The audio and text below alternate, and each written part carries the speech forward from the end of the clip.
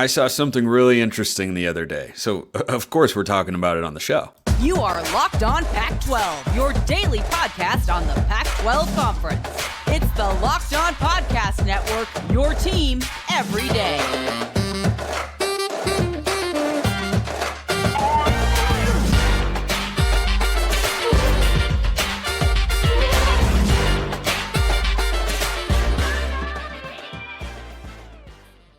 Welcome, everybody, to another episode of Locked On Pac-12. I am your host, Spencer McLaughlin. Thank you so much for making this your first listen or your first view of the day. Part of the Locked On Podcast Network, your team every day and your number one source to stay up to date with our media rights and soon to be mostly team-free, but until then, beloved and loaded Conference of Champions. Like, comment, subscribe, rate, review, please, and thank you wherever you listen to or watch this show, which today is brought to you by Jace Medical. Empower yourself when you purchase a Jace case, providing you with a personal supply of 5 antibiotics that treat over 50 infections. Get yours today at jacemedical.com. That's J-A-S-E medical.com. So, I'll have a message about this particular subject a bit later in the show, but this idea got thrown around by Ross Dellenger, Yahoo Sports, Front Office Sports, also had a piece on it, and I've been reading up and thinking about all the thoughts and everything, and the idea is a relegation model as a part of a merger between the Pac and the Mountain West, and I think this concept is fascinating. Now, much like the plot to break into 3 casinos whose vaults all are in one vault in my favorite movie of all time, in Ocean's 11, it's going to be tricky. It's never been done before. It's going to require planning and a large crew. But can it be done? Yes. And apparently it is being discussed. So we here in the United States do not have relegation models. And I understand at some level. I'm literally wearing a Captain America t-shirt today. Americans' resistance to do anything the European way. And I agree with some of those particular presets when it comes to how we approach, sports or culture or anything like that. But we need not go into that particular conversation. This model, however, the relegation system, is something that I look at and say, they are doing it better than we are. It makes more sense over there, and I wish we would do it that way. Because what do we currently have? We have a power conference structure that incentivizes things that are not always related to results on the field, which should be what matters the most at the end of the day, because that's what we care about the most at the end of the day. And guess what? Northwestern and Rutgers and Indiana and the bottom 12, Vanderbilt should have been relegated from conferences long ago, and G5 brands should have had the opportunity to take those spots. Now, this is not being discussed on a national level at this point in time. The discussion, according to Ross Dellenger and others, is that it is a possibility because everything is on the table and we don't really know what's going to happen. And we're not sure when this is all going to get resolved. It's probably at least several weeks, maybe even several months, because the Pac-2 schools remaining, Washington State and Oregon State, are trying to seize control of the Pac's assets. They were able to get that injunction from the judge who said, yeah, these other schools can't make a decision that affects you remaining in the conference, but whether or not Oregon State and Washington State get everything that's there, which is like the tens or hundreds of millions of dollars in assets and rights and yada, yada, yada, that is yet to be decided. But this is an option in the meantime that is on the table. So the concept of relegation, I think, makes a lot of sense. I think if we were able to implement it in a nationalized structure of college football, I could be on board with that, but for now it is just being discussed between the Pac and the Mountain West. So essentially how this would work is the Pac and the Mountain West would merge, but also remain separate.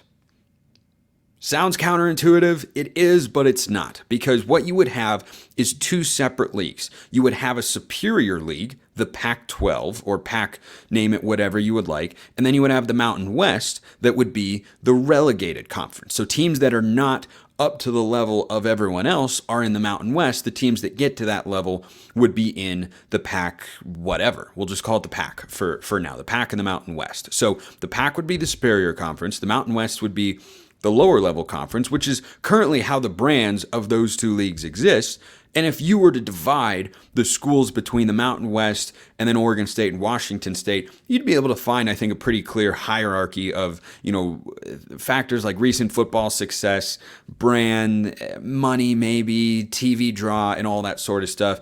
I think it'd be pretty clear, and I'll get to that in just a moment here. But I think there are positives to this idea. I think there are negatives to this idea, and there are obstacles to this idea, and we're going to talk about all of those on the show. Let's start with the positives. I'm upbeat about this idea because I think it is highly interesting, and it does add intrigue to leagues that right now are either at the G5 level, the Mountain West, or the Pac we don't really know, which is in a state of complete and utter limbo. It would provide structure, it would provide clarity, and it would provide intrigue because they have something over there that nobody else has. Now, I'm not saying that once you implement this system, you're suddenly going to have, the biggest TV numbers imaginable. It's going to rival the Big Ten and the SEC. Nobody is arguing that. If you are talking about, however, trying to maximize the interest in a group of 5 conference, this to me seems like a really good way to do it. And for television networks, we don't know what they'd be willing to pay. Dellenger, I don't know if he threw it out as a placeholder number or if it was an approximation, but he threw out a number of like $100 million for the conference. And then the payouts in the Pac, if you are in the Superior League, would be $7.5 million. And then in the Mountain West, it would be $5 million. And maybe there's a deal that's more valuable than that if you get somebody like Apple involved. I don't know, but it's a new concept. It would be an interesting concept. I would want to watch it. And I know there are a lot of other people who would want to watch it as well. And plenty of people, some of whom may be in the comment section as I am recording this show. Well, as you're listening to or watching the show, I should say. How could you possibly be in the comment section as I'm recording the show? You don't even know it exists yet. Anyway, that has to be at some level appealing to television partners. Like you can't just create that and have everybody in the world of mass media. They're not all going to look at that and go, Homer Simpson in the opening scene of the Simpsons movie, boring. Yeah, we can't see your movie, right? That's how the scene goes on. But great movie, by the way.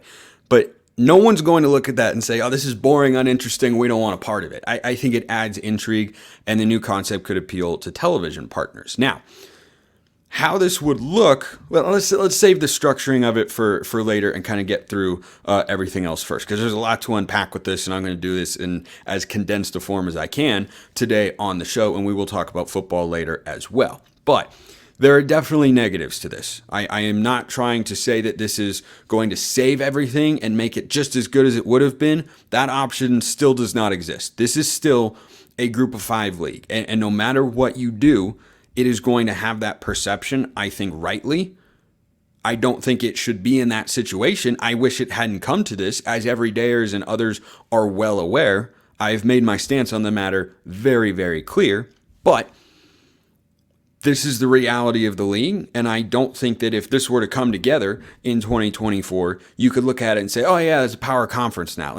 Even if you poach the best from the Mountain West, you can't put that on par with what the Big 12, Big 10, SEC, and the ACC will be in 2024. I just don't think that you can do that and that it's fair to them. It wouldn't be able to be on the same page financially. I don't think it would have the competitive depth. You wouldn't have the brands in there. However, I have energy talking about this sort of stuff because I do think it would be fun and I do think that it would be good. But there's another negative that is definitely in play here.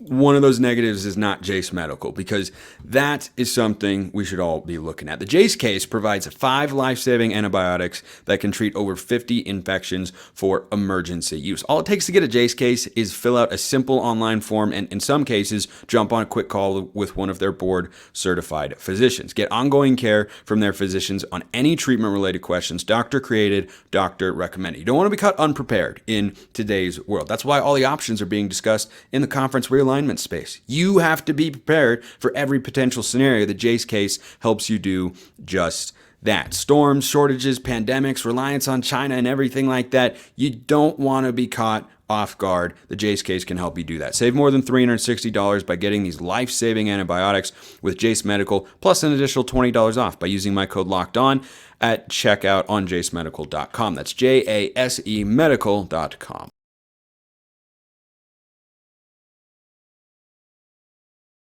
Got so much energy today, I barely needed that second segment sip. So, another negative that would come into play with this relegation model between the Pac and the Mountain West.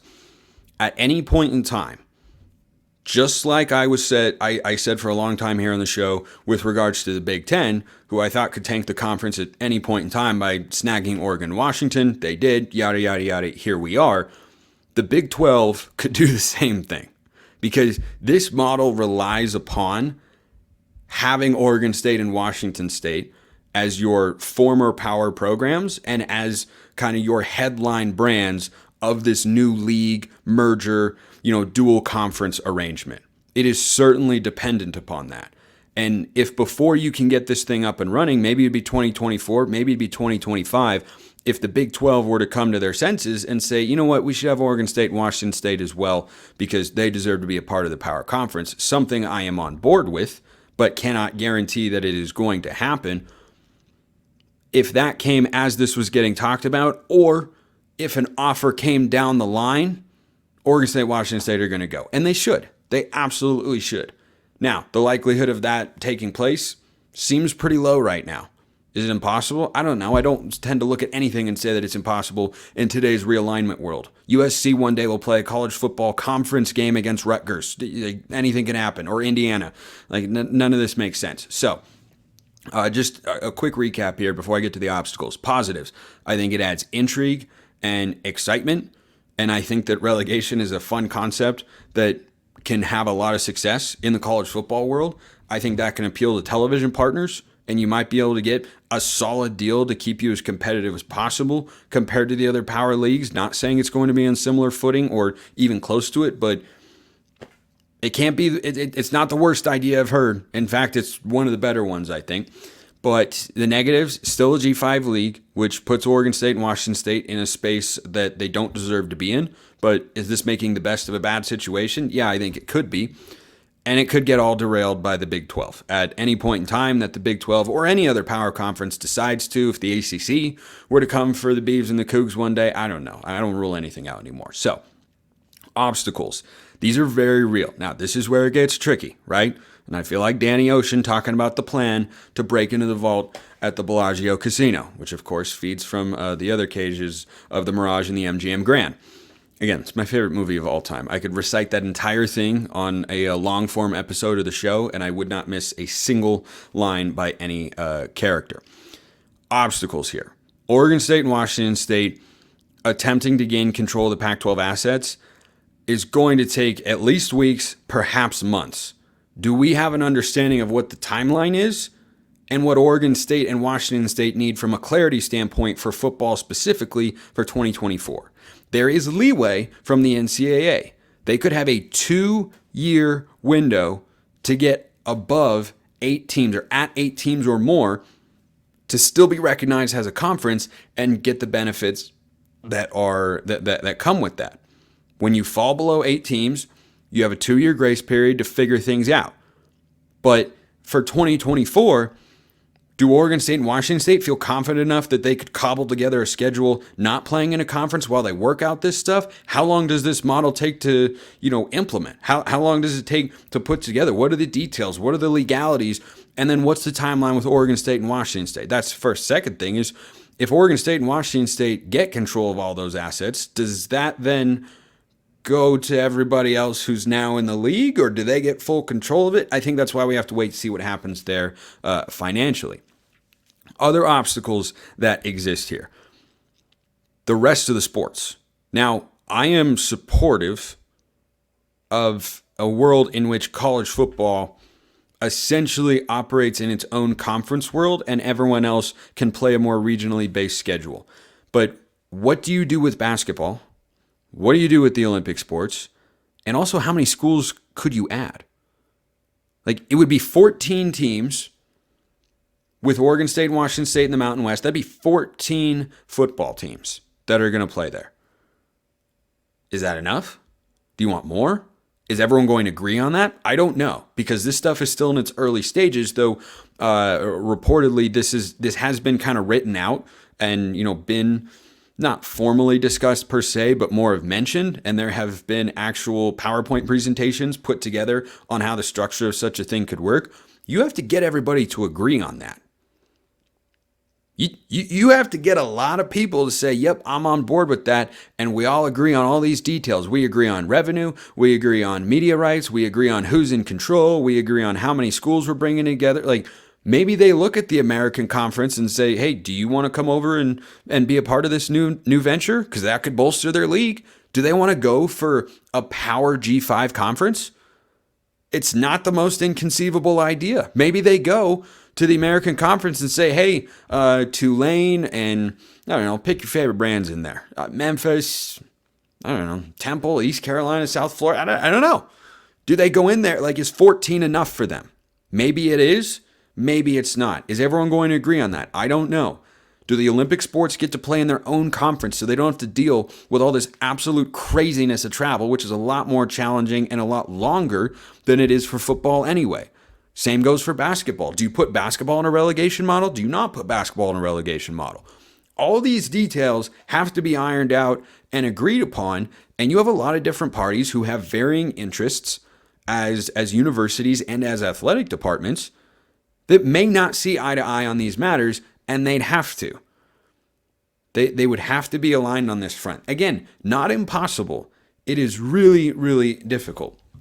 I am reminded of another, since I'm wearing a Captain America Civil War t-shirt, I'm Team Cap all the way, by the way, a great quote from that particular movie, the late Chadwick Boseman, who I miss dearly, and I thought he was so awesome as T'Challa, but he's talking to Black Widow, Scarlett Johansson's character, and he says, 2 men in a room can accomplish more than 100, speaking politically. And then his dad, the wise king, comes in and says, unless you need to move a piano.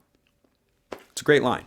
And that's what I keep thinking about with regards to how all these details get orchestrated and how they get situated. Who agrees, who sees it this way or who sees it that way. It's hard.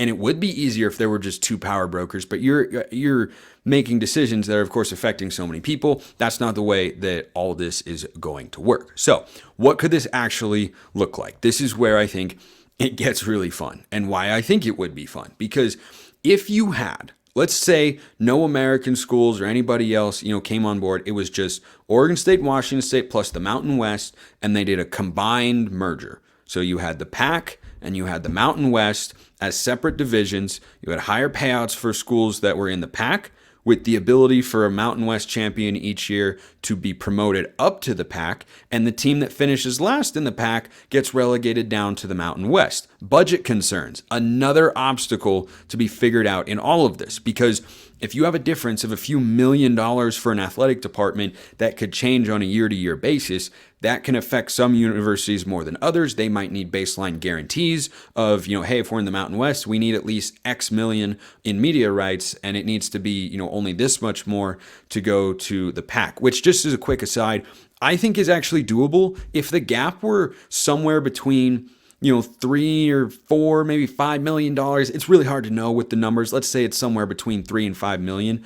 The difference between, being in the Pac, which is of course the incentive that there's more money there, and being in the Mountain West. I think one way that can be worked out is incentives and bonuses in the contracts of coaches.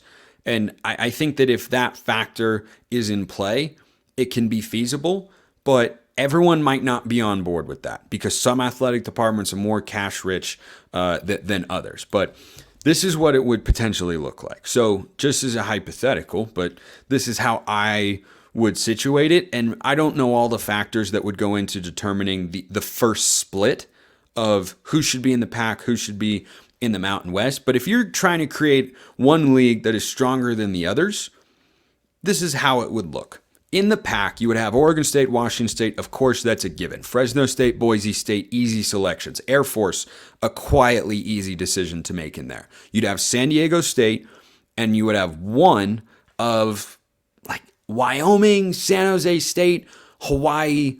It depends on how far back you go. Like Any fans of those programs listening to or watching the show could say, well, we did this, we did that. Utah State beat Washington State in a bowl game a couple of years ago. Maybe they could have a case. Like, it'd be one of those. But if you're looking at win totals from the last few years, those would be the options. Wyoming is kind of a hot name in college football right now. They beat Texas Tech.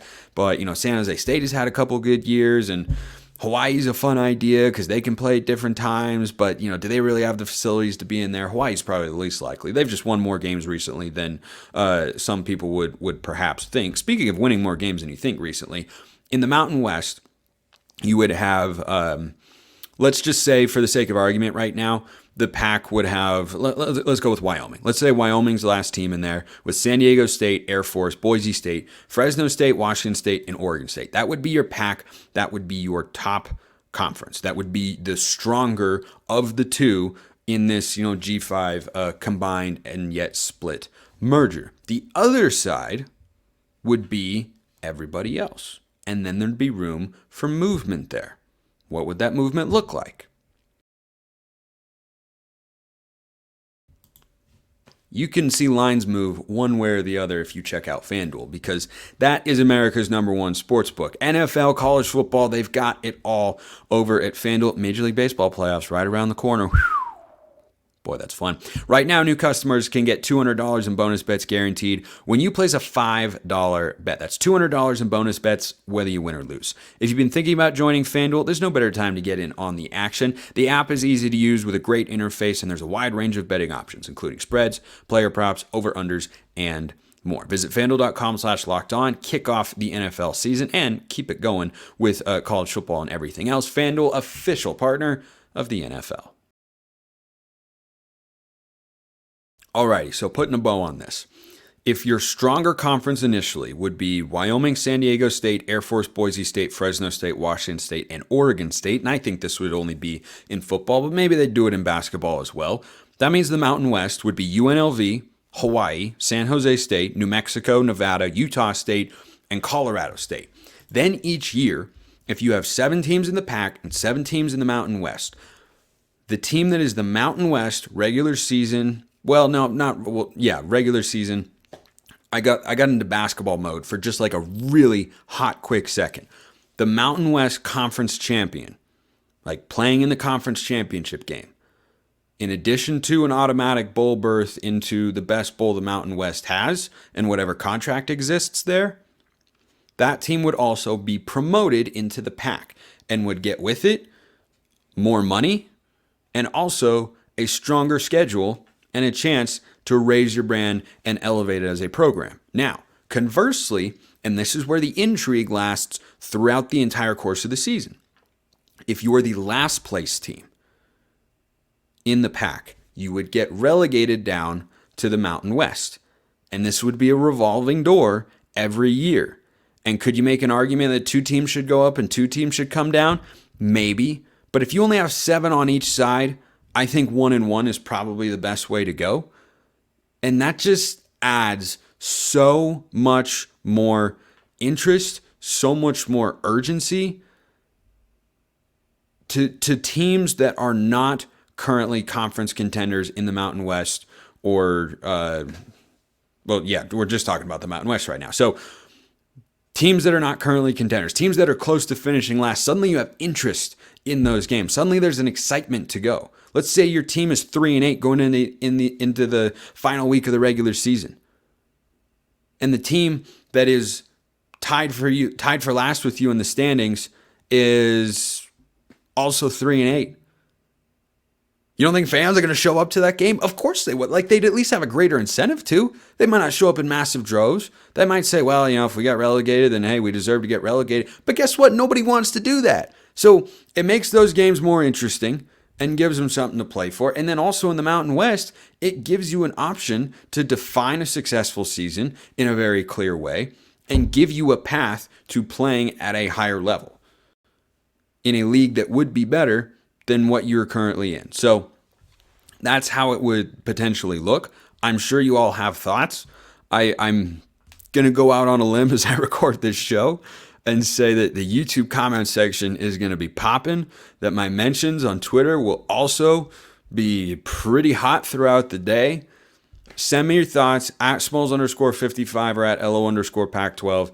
DMs and mentions are wide open. Curious as to what you all think. But if Oregon State and Washington State, and I want to make this very clear, they deserve to be in a Power 4 conference.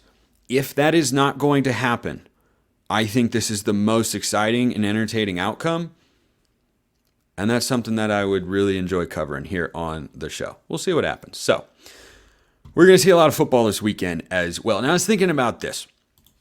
Predictions and everything will be on tomorrow's show. Oh, by the way, a quick message. Good thing I checked my notes. Today is, as I'm recording the show, Wednesday. You're listening to or watching the show on probably Thursday or Friday, most likely. As I said recently on the show, in a spirited rant surrounding the Washington State-Wisconsin game, so that was in week 2, for teams that are bowl eligible, like Oregon State and Washington State will both be this year, there are 13 days a year. 13 in which those fans can tune in to watch a college football game in which their team is playing on television. That means that there are 352 other days throughout the year to talk about all this realignment stuff. Today, as I'm recording the show, is one of those days. When the broadcasts are actually happening, I don't want to hear a peep. You can talk about it in your open as you come on as TV announcers. The game is on Fox. It's either Fox or FS1, I forgot. But either way, when they have their open, you can mention it. That's fine. Once the game begins, I don't want interviews with commissioners and athletic directors about all this sort of stuff. I don't want back and forth conversation between the play-by-play guy and the analyst about what's going to happen and should they do this and the merits of it. We have all this other time. Focus on the football. Oregon State and Washington State fans have been through enough, and they deserve at least that. So if someone at Fox producing or covering the game in some way can send this message up the chain, I think I speak for a large segment of fans here when I say, when football is happening, that's all we want to hear about, and that's all that matters. Nothing else matters during the game. Nada, zero, zilch. Just let it be the wonderful product that it is, and we can talk about all the realignment stuff, which I enjoy, and I know you all do as well on shows like this one, all throughout the week. And all off season long. But now the season is here. Let football be football. Talk about realignment another time. Okay. Wrapping up today's show. I had this thought. Who benefits most from a win this weekend? Which team would be riding the highest if they were to come out with a win? It's not Colorado. They're second. It's Oregon State or Washington State.